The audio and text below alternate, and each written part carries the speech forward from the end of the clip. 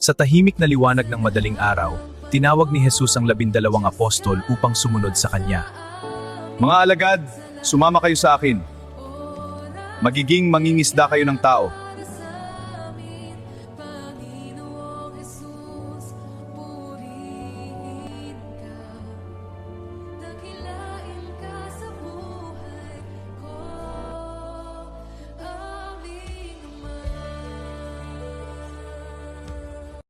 Mga apostol, sumunod kayo sa akin.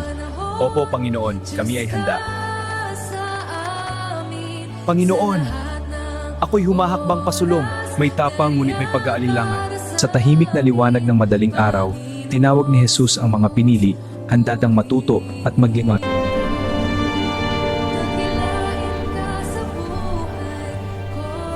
Hindi nila alam ang landas na tatahakin, ngunit handa silang matuto, handang maniwala at handang maglingkod. Sa sandaling iyon, nagsimula ang kanilang paglalakbay, isang paglalakbay na magbabago ng mundo.